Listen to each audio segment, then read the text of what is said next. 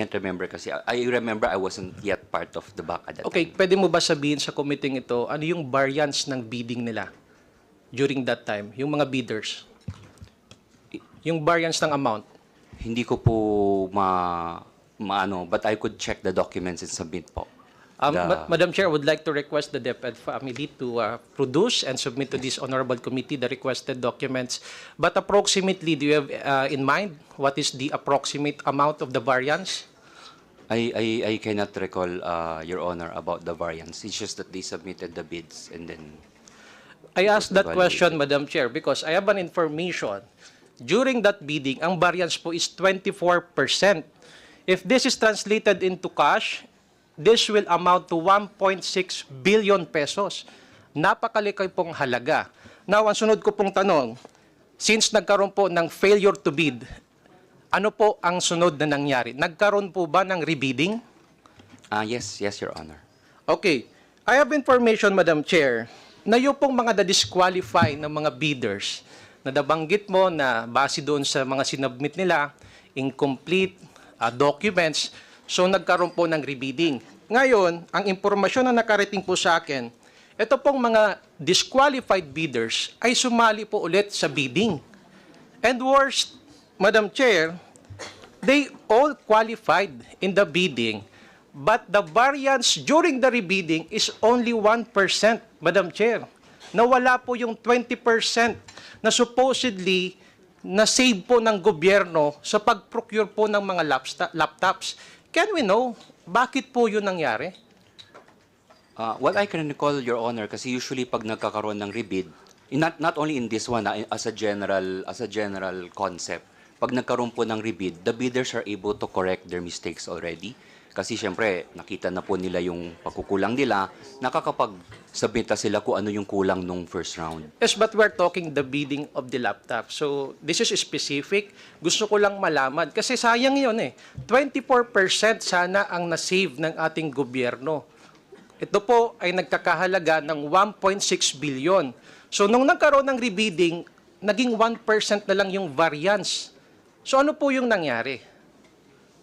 Hindi ko po masabi or hindi ko po alam kung ano yung nangyari kasi po sa mga bidders po yon kung paano sila magbid. Ang aming pong role kasi is i-evaluate yung mga documents. So ang aking masasabi lang by way of, as a general concept is during the rebid, they are able to correct their mistakes. And during the rebid, sometimes prices might have changed. There are maybe many other factors. Let's say if it's imported, there are foreign exchange implications or sometimes customs duties and all that, nagbabago-bago po. There are many factors po, minsan logistics cost and all that. So yun po, I'm just answering based on theory kung ano po yung posibleng mga factors which will cause na during rebid nagbabago yung presyo at usually nagbabago rin po yung dokumento na sinasubmit po nila. Okay, so nabanggit nyo kanina na you were monitoring of the bidding. Ngayon, pwede ko ba malaman sino po yung head of the procuring entity during the first bidding? Ay,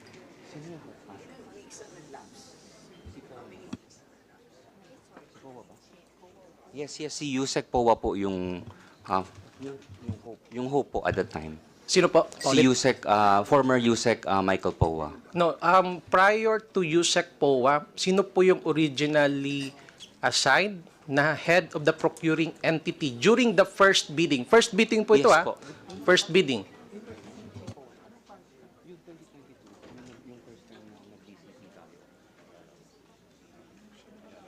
Yes po, siya po yung during Can you please check your records? Because I have an information that it was Yusek Glo Mercado during the first bidding.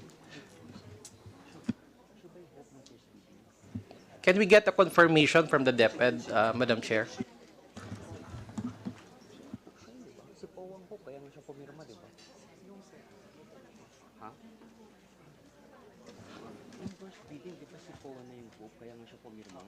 And if I may add, Madam Chair, may I also ask, who is the back chairman at that time during the first bidding? I want an answer from the DepEd family, Madam Chair. Yes, we will be checking the record of the back kung sino po yung back at the time. Yes, please. Can we do it as soon Yes, as yes, possible, I'm doing it ASAP? now. Thank you. While waiting for the answers, Madam Chair, I raise these concerns because probably there's an irregularity in the procurement and there are personalities involved at meron pong nangialam dito. Yun pong paniniwala ko. Kasi nagkaroon na po ng bidding, ang hindi ko po maintindihan bakit hindi natin tinuloy. Sayang po ng 1.6 billion na masisave po ng ating gobyerno kung sabihin na lamang natin na ang laptop is worth 100,000, ilang laptops na po ang mabibili nun? So I want answers, Madam Chair, from the Department of Education kung sino po yung mga personalidad during that time. Yes, Your Honor. I'm having it retrieved, Your Honor. Madam Chair, pwede ko na pong tulungan. I just want a confirmation from the DepEd. Ang back chairman during that time, if I'm not mistaken, it was Asek Bringas. Yes, yes, Your Honor. Correct? And the undersecretary for, the head of the procurement entity is, it was Yusek Glo Mercado. Correct? I will double check about Yusek Glo, Your Honor. Kung siya po yung hope during the first bid versus yung sa rebid, I cannot recall kasi I'm checking, sir. Okay, so assuming na Yes, sir. subject to confirmation, ano po ba nangyari kay Yusek Mercado at doon po sa dating back chairman? Asan na po sila ngayon? They're currently not connected with the department, Your Honor. So nabanggit niyo po that they are not currently connected. Ang tanong ko po, sino ang pumalit doon po sa back chairman? Kay Asek Bringas.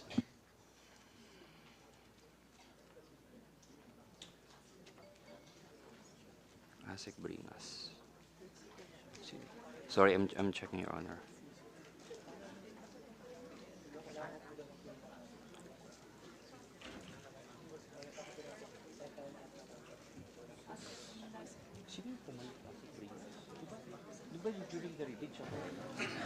Madam Chair, people come and go. We understand that. Pag may umalis, alam po natin kung sino yung pumalit. So, I don't know why it's very difficult on the part of the DepEd, especially on the officials, na during those times ay nandun po. No? Hindi po nila masagot directly and simple lang naman po yung tanong. Your Honor, during the first bid, it is Asek Bringas who was the chair. And during the rebid na minention po ninyo, it's also Asek Bringas who is the chair. Okay, so settled na po tayo Opo, doon, ano? opo. Now, again, si Yusek Glo Mercado is no longer connected with DepEd, Opo, correct? opo. Sino po at that time ang pumalit kay Yusek Mercado? Yung pumalit po bilang hope ay si Yusek Mike Poa. Yusek Michael Poa. Poa? Opo, opo. Is he connected to the Department of Education? No more na. I don't know. I mean, at that time, as Yes, he is the Yusek. He is because he was Yusek at that time. Yes, no? yes, Your Honor. Pero wala ho bang mga qualified employees or officials na pwedeng pumalit bilang head of the procuring entity? Because if I do understand that Yusek Michael Poa is also serving as the Chief of Staff of Vice President Sara Duterte. Yes, Your Honor. Would that be correct? Yes, yes, it is. No, my correct, question is, wala na ho bang mga qualified officials na pwedeng pumalit as replacement of Yusek Mercado? Because it appears that Yusek Michael Poa is handpicked by the Vice President. Yes po. At that time po, siya po yung pinili bilang hope, head of the procuring entity. Siya po yung inappoint bilang head of the procuring entity. Normally naman po, ganun po yung sistema. Usually, the secretary will appoint someone bilang hope. So, yun po siya po yung ina-appoint at that time. Well, ang hindi ko lang po maintindihan, Madam Chair, bakit kailangan pa kumuha ng tao from the office of the Vice President that will replace? I'm sorry. Yusek Poa is with the DepEd. Hindi po siya galing sa OVP. Sa DepEd po With talaga DepEd, siya. Opo, alright, opo. okay. I'm sorry. Yun po. So, that is already established, Madam Chair. And now, can we ask the explanation kung bakit doon sa rebidding, naging 1% na lang yung variance? Because the Filipino people deserves to know. Dahil pondo po ito ng taong bayan. Ang pondo po ito para pangbili po ng laptop and other ECLs. So, yun lang po yung aking kini-question Yes, Your dito. Honor. Yes, The Your Honor. possible irregularity, the graft and corruption that is so patent in this bidding. Sa madaling sabi po, Madam Chair, rig po yung bidding.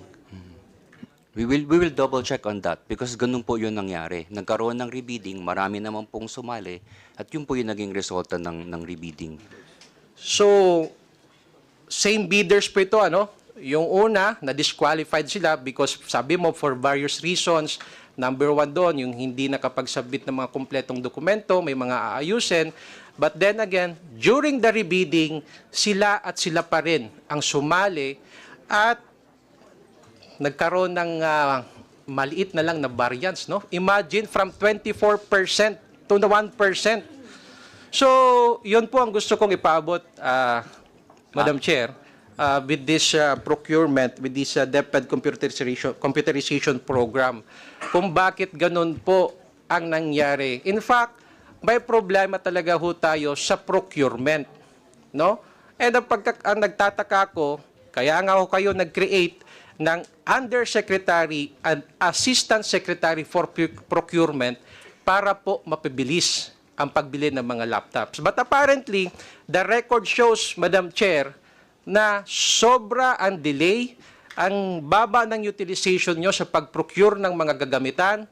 So para saan pa na maglagay ho tayo ng pondo kung hindi po nagagamit sa tama itong pera ng bayan?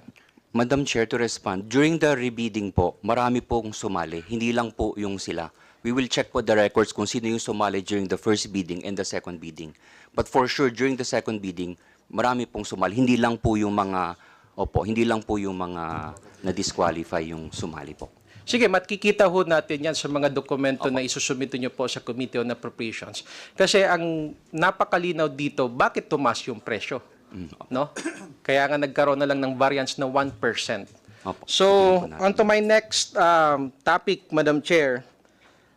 Ito naman po regarding pa rin sa DepEd Computerization Program. In 2023, the allocation for it is 11 billion. And the 2024 is 4 billion. No? And may ini-implement na po kayo na tinatawag na Early Procurement Arrangement, EPA. Can you please tell us briefly what is this EPA all about? EPA is basically the concept na pwede ka na mag-procure, i-start yung procurement process even before lumabas yung GAA. Kaya po siya tinawag na EPA. So pwede mo siyang i-conduct yung the whole bidding process except yung pag-award. Kasi hihintayin mong lumabas yung GAA bago mo siya i-award. Yun po yung tinatawag na procurement short of award. So that's basically it. So hindi na natin hihintayin na mapirmahan yung GAA by January, as early as August or September, nag-uumpisa na po yung proseso. Anyway, may nakaligtaan lang ako doon regarding doon sa last natin na pinag-uusapan. You mentioned that you were monitoring the bidding, right? And then at that time, nagkasabay pa po kayo ni Yusek Mercado. Tama? Sa DepEd. Opo. So pwede ko ba malaman ano ho nangyari kay Yusek Mercado? Bakit hindi na po siya connected sa DepEd? Ano nangyari kay? Hindi. Ang pagkakaalam ko, yung pagkakaalam ko po is nag-retire na po siya. How about Asek Bringas? Si Asek Bringas po, He's also resigned, Your Honor. They both resigned from the department, Your Honor. Both Asik Bringas and Yusek Mercado have resigned, Your Honor. Thank you, Secretary. So, going back to Yusek Mercado, sabi niyo po, nag-retire? Tama po ba yun? po yung pagkakaalam ko. Yun po yung pagkakaalam nyo. Opo. Pero may mga balita ho kasi na nag-resign. Okay. I stand corrected with the case of Mercado. She retired. It's Bringas who resigned, Your Honor. It was Bringas. Alright. So, again, going back to Yusek Mercado, ano po ba nangyari? Ulit? Nag-retire? Nag-retire po. She retired, Your Honor. And it was Asek Bringas who resigned. Yes, yes, Your Honor. Bakit ho kaya nag-resign? Alam niyo ba yung rason kung bakit? I think she wanted to pursue other things. She mentioned there's a school, wanted to start a school in Abra. It's one of the things. So I think maybe wanted to move on professionally, Your Honor. Yeah. So, what is clear right now is that Yusek Glo is no longer connected in DepEd, and she was occupying that position during the first bidding. No, so I will no longer pursue my next topic, Madam Chair. But I would just like to say na meron pong conspiracy na naganap. Imagine, nagbidding na, and it's all favorable to the government. Tapos nagre-bidding, naging 1% yung variance. Hindi po ba yun malaking question sa DepEd family? So, madaling sabi dito, Madam Chair, tumaas ang presyo ng laptop, and it is because of conspiracy of the people behind in this bidding of laptop. Probably, Madam Chair, involved dito ang mga nakaupo sa back, and of course, yung head of the procuring entity. And I would like to manifest, Madam Chair, that this warrants an in-depth investigation, probably in a proper committee, no, after this budget hearings, Madam Chair. So my time is already end, Madam Chair. I just would like to express my support to the budget of the Department of Education, and in the proper time, I would also support for the increase of the budget of the Department of Education. Thank you, Madam Chair. Maraming salamat kay Kong Bungalon. Salamat po. Thank you, Representative Bungalon. Next to ask question is from the majority, Deputy Majority Leader Janet Garin. Thank you very much, Mr. Chair. A pleasant good afternoon to our DepEd family. Mr. Chair, Madam Chair, marami sana akong katanungan, but I was surprised by what I was hearing from Congressman Jill Bongolan. Madam Chair, Bungalon. sorry na. Bungalon. Bungalon, sorry. Yeah.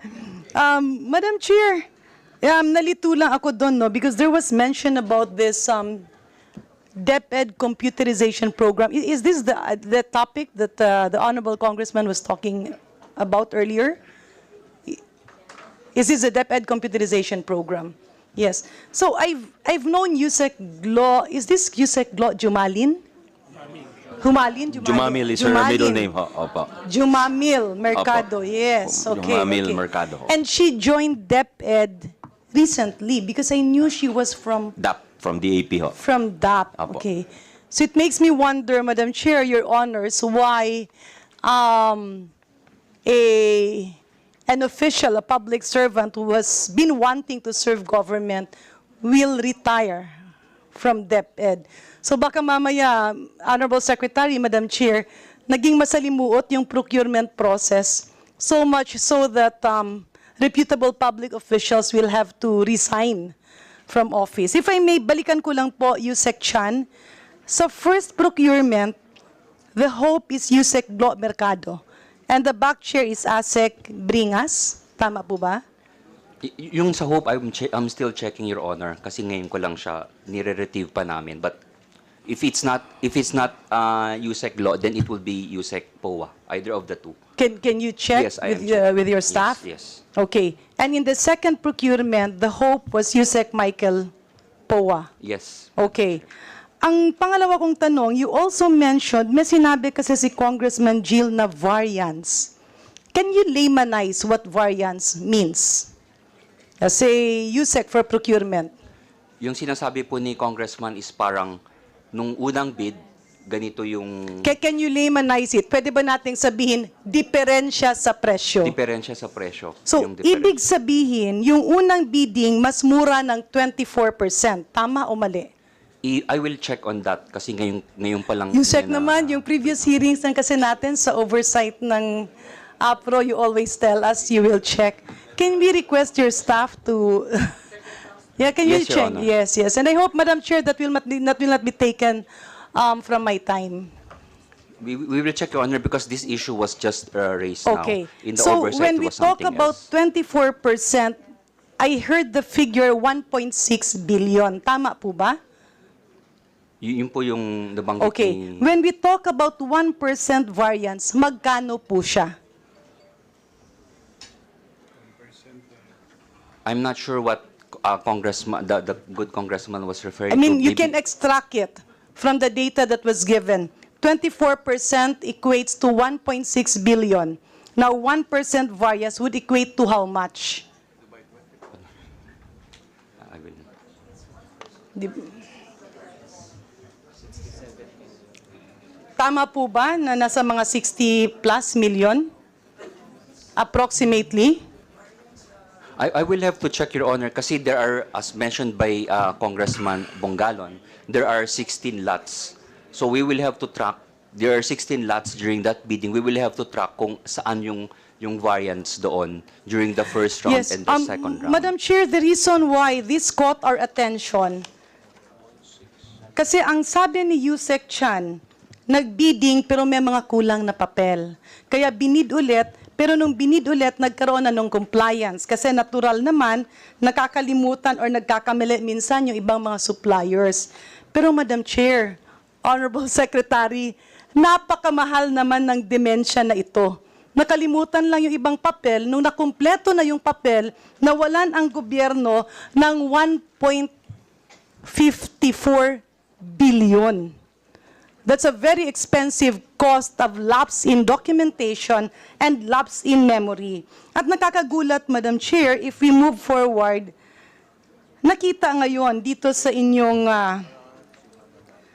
report, because this is the DepEd computerization program. At ang nakakalungkot, ang pinag-uusapan dito is not even 2024. This is discussing 2022 CONAP, which translates to about 9.185 billion, and 2023 budget, which is around 11.4 billion. Magkano nga po ba ang 2024? Madam Chair? 2024 po, DCP, DepEd Computerization Program. 2024.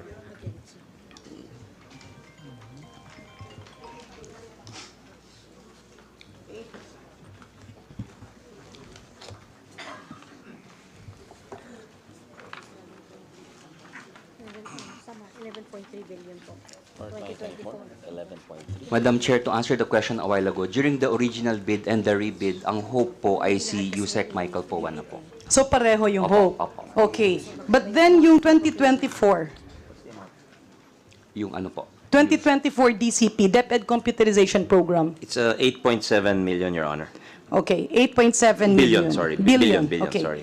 So, Madam Chair, mas lalong nakakapagtaka, pareho ang hope, pareho ang back, nagkaroon ng bid failure kasi kulang yung dokumento ng ibang suppliers, nag-submit sila ng dokumento, ganun ba kamahal ang pamasahe para pumunta sa DepEd Procurement Office, kaya magsasayang tayo ng 1.6 billion?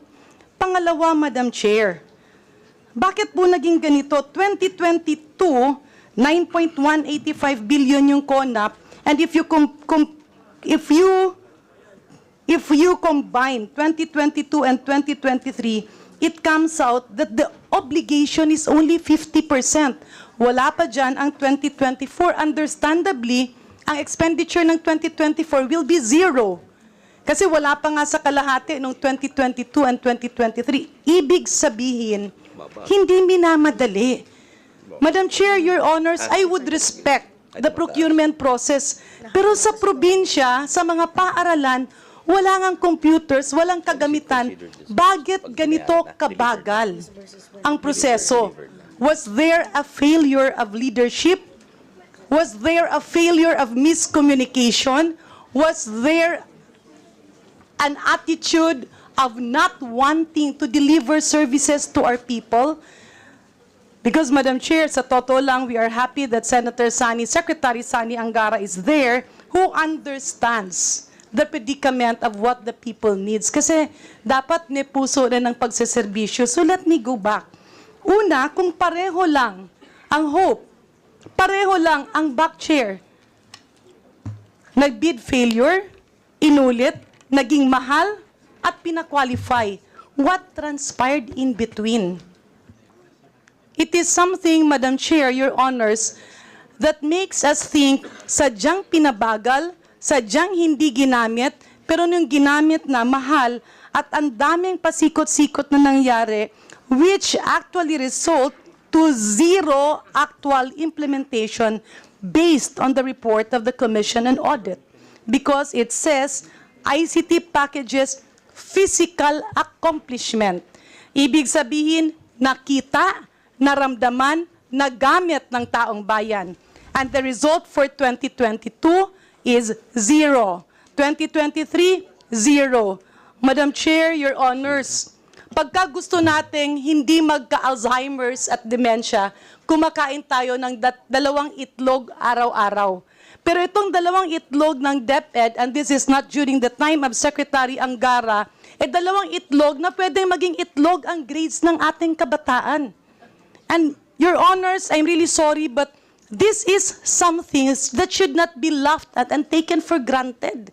We keep on complaining about poor quality of education. We keep on complaining about budget. Pero andun yung budget eh. Andun yung bidding eh. Nag-bid failure, naging mahal, nawala yung mga tao. Nagkapalitan, nagka-resign. And ngayon, we are now faced with a zero physical target and physical accomplishment. May we get the wisdom of Yusek Chan on this? Yes, Your Honor. I will be asking the program end user kasi sila po, when you say zero implementation, I think you're referring to the delivery, the actual implementation on the ground, and they are in the, as the, Yes, he it says discussed a while ago. physical accomplishment.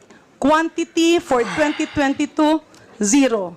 Quantity for 2023, zero. Natural, percentage, zero. Napakasakit po, Madam Chair, Secretary Sani. Gusto ko po yung itlog bawat umaga pangontra sa Alzheimer's.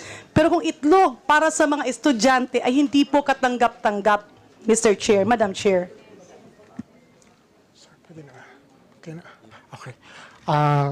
Good afternoon, Madam Chair, Your Honor. Doon po sa DCP from 2022, 2023, and 2024 fund years, hindi po tayo zero. In fact, sa 2022 po, meron po tayong 4,067 packages, 91.47% nito na-deliver na. At yung pong STV natin na pabra sa public schools, na 337 packages, 309 nito o 91.69% na-deliver na po. At yung laptop for teaching and laptop for non-teaching, 100% po na-deliver na just for the fund year 2022. Tapos ma'am, Mr. Chair, Madam Chair, yeah, I'm really sorry, no. Maganda pong pakinggan, sir, yung iyong explanation. But documents from the Commission on Audit says, out of the 16 lots awarded and are scheduled to be delivered by April 2024, while the remaining 13 lots are scheduled to be delivered May 2024. And this is referring to 2022 procurement. Ang ibig niyo pong sabihin, na-deliver na recently dahil nagkaroon ng oversight hearing ang Committee on Appropriations. ma'am, hindi ko po masagot kung dahil yon sa Oversight Committee, pero hindi po tumigil yung ICTS na may-ari ng program into fine-tuning kung ano man po yung DepEd computerization program. But for the record, Madam Chair, it's a 2022 budget. Yes. Initial delivery happened in April and May 2024. Mas mabilis pa po ang pagong mag-deliver, Madam Chair.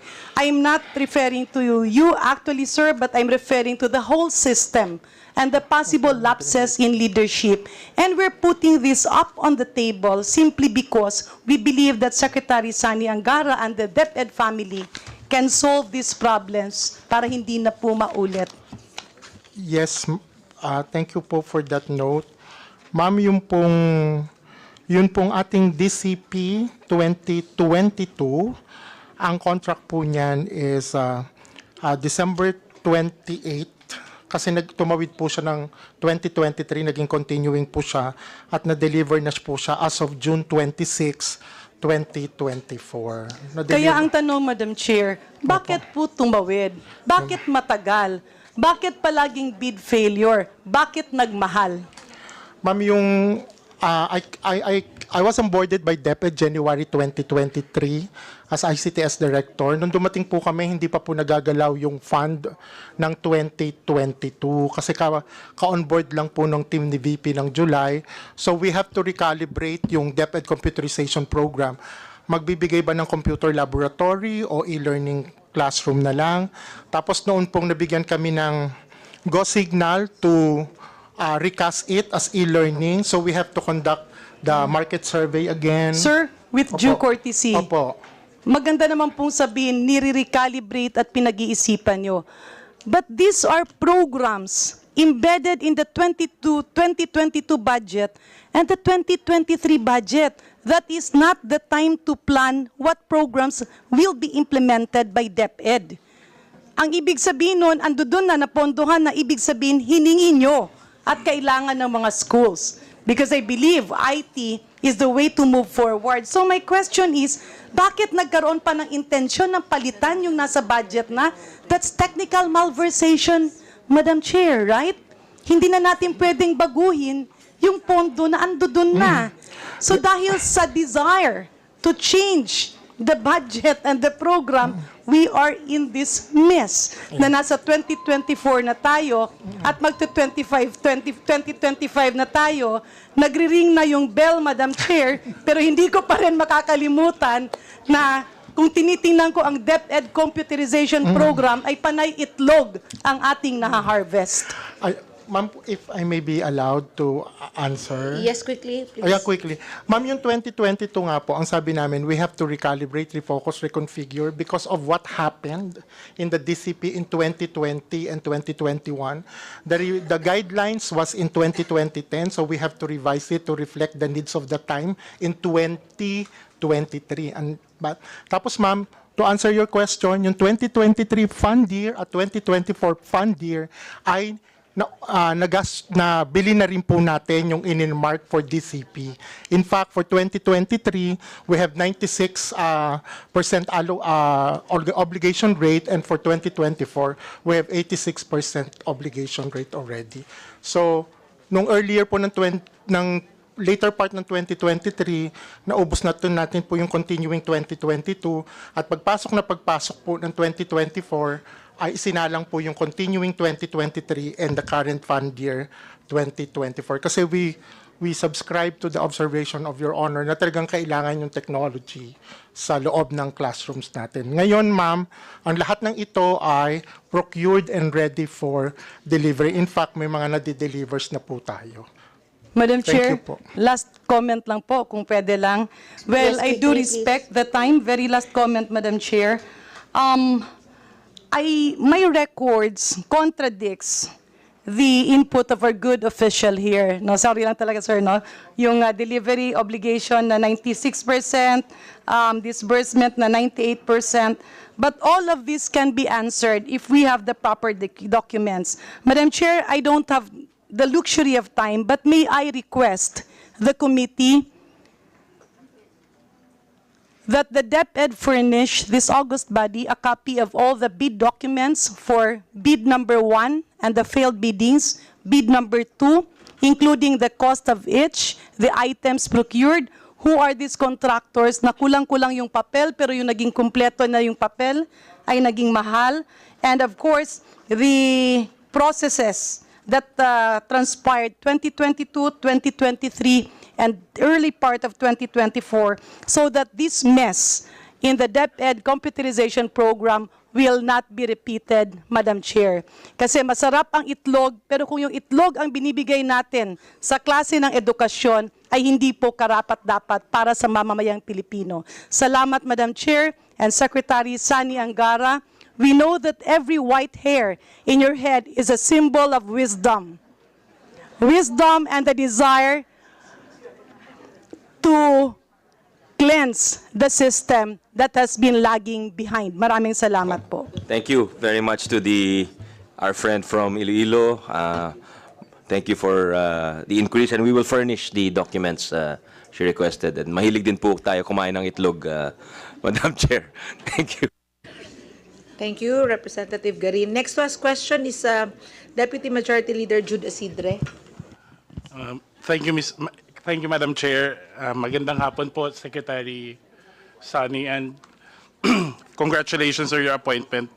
Dapat magtatanong po sana ako tungkol sa alternative learning system, pero baka sa second round na lang, para lang hindi maputol yung ni-raise na mga questions ni Congressman Jill at ni DML Janet, Madam Chair. Tanong ko lang ho, ganun po ba kalala ang problema ng procurement ng DepEd for it to be able to create a undersecretary for procurement? Because right now, you're the only agency na merong USEC for procurement. USEC at ASEC pa, tandem pa. Madam Chair. Your Honor, the strand was created before my time. Of It was course, during the time of DP or of... it's the time of the Vice President, Your Honor, in the last 2 years. So I think there were serious issues with procurement. So they wanted to have a dedicated strand for it, and para matutukan talaga yung mga pagbili dahil napakalaki ho ng mga kontrata, talagang masalimuot po yung bidding. And even with the dedicated USEC, they're still not error-free or hassle-free, Your Honor, as you see. Kasi ho, kanina pa ho yung lahat ho ng pinag-uusapan, mula, dalawang seatmate ko po, si Congresswoman Jinky, si Kong Janet, we're all talking about the same thing, yung DCP project, yung DepEd, the computerization project.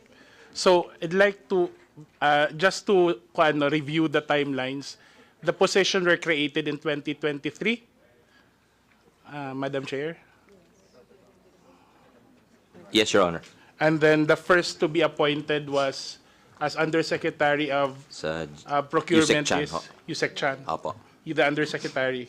Yes. The Assistant Secretary, Madam Chair, was It used to be ASEC Romero, but he's now the USEC for legal, Your Honor. but Madam before ASEC Omar, Yeah.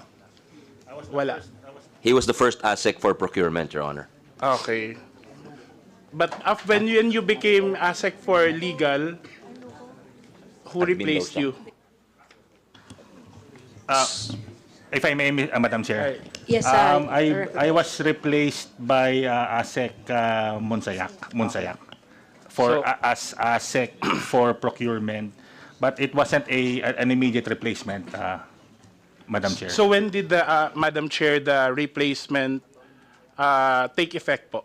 If just to clarify, the reason I'm asking Madam Chair is because in my opinion, in my humble opinion, we really have to review why a variance of 24% eventually became 1% in the second in the rebidding as mentioned by Congressman Bongalon. And I think I could follow from the it makes sense with the presentation earlier kanina ni Congresswoman Jinky Luistro. So we just want to make sure that the changes in personalities during the middle of the bidding somewhat affected the results. So ASEC Ron Munsayak became ASEC for procurement when Madam Chair. In November of 2023, I'm told. November Your of 2023. This was after the resignation of Yusek Humamil, because I remember, if I remember it right, this was after the budget hearing in the House, and I remember Yusek Humamil and other USECs and ASECs, those who were appointed, those who are not, and were released, were replaced, I believe. Is this a correct recollection, Madam Chair? I think there were a number of USECs and ASECs who were replaced in November of 2023. Tama ba? Sino? Mercado and... Mercado and a couple others. Legal. Yusek Radi. and that a new team had to be yes. appointed to replace Yes. them. Hindi ako makasagot, sir, kasi suspended ako at that time. Yes, tama. Maybe we can ask the, Yeah. Maybe the DepEd family Yeah, can yeah. spare the secretary. Yeah. I'm because looking around. You but, have, you have better recollection, I Yusek believe. no one Romero, seems you to want to may- answer, Your Honor. Mr. Romero, you may want to answer. Yes, if I may, Madam Chair. If the question I understand is who were the previous Execom. We formerly had Yusek De Castro and Asek Nograles for legal. We also had former Yusek Ablan and former Asek Arnuco for administration. And then Yusek Humamil. Yusek Mercado, sir, yes. Mercado. Yes, sir, also. And they all resigned almost at the same time, relatively the same period. No, negative, Madam Chair. The first 4 officials, I believe, moved on earlier. And then Yusek Mercado much later. Because Much I later. remember Yusek Ablan and the rest, Madam Chair, were still here with us during the budget hearing. Then after the budget hearing, all of a sudden, when we were trying to make our follow-up, they were no longer connected with DepEd. Well, you don't have to. Anyway, at least we are all in agreement on the same paper on that. My only hope is that that has nothing to do with the issue on the confidential funds that were discussed during the budget, and the resignations were not in any way connected with that, Madam Chair. Not necessarily. Because it's the same period. Would you like to comment on that, Yusek Romero? If only if you wish to comment on that. Only to say that we have no information as to any relation, Madam Chair. Kasi it's interesting, Madam Chair, the replacements happened during that time, also in the middle of the bidding. I mean, after the first bidding, the failed bidding, and then the rebidding. And then eventually, the ASEC for procurement was appointed. Well, ASEC Monsayak is also the same Ron Monsayak, who is the spokesman of the Office of the Vice President before he was appointed. Madam Chair? Yes, Reynold Monsayak, Your Honor. Okay. And then the POA, the Hope who replaced Yusek Mercado is the former senior Yusek POA, That's correct. who is Chief the of Staff- spokesman Chief now of Staff the Vice President. Yes, Your Honor. Anyway, was there any changes in the specifications of the items that were bidded that warranted probable change, the increase in the prices? There was no change, Your Honor. So if ever there was a change in the prices, it cannot be attributed, Madam Chair, to a change in the specifications concerned of the No. concerned items. No change in specification. We will look into the variance na binanggit po kanina. Thank you. Thank you, Madam Chair. One last point, Madam Chair, on this topic, no. In the DCP, the 2023 allocation amounts to 11 billion. And the 2024 allocation last year was 4 billion. And based on the records, they were bidded together as an early procurement arrangement. Is that correct? Yes, that is correct, Your Honor. So may I know if the bidding pushed through and was successful? Yes, Madam Your Chair. Honor. Yes, Your Honor. Now, I'd like to check lang, no, because I'm not an expert really with procurement. But is it okay? Is there no violation that we are bidding the 2023 allocation as early procurement, even if the period has already passed the EPA period? Your Honor, to be accurate, hindi siya talaga naging EPA at that time kasi hindi kami umabot. We actually did the bidding January na. So hindi siya technically EPA. But they were bidded together with the 2024 4 billion. Yes, that is correct, Your Honor. The 4 billion was not also under EPA. No more na. No, not anymore. Now, was there any savings that the government got from the? Yes. Yes, there are savings generated from that How particular much? bidding. How much would that be, Madam Chair?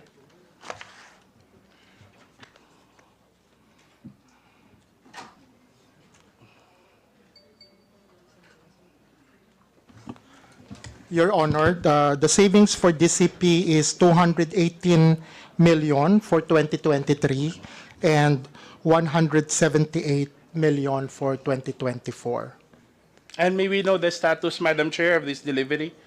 Of the delivery of this classroom sets? Sir, the delivery for 2023 and 2024 are ongoing.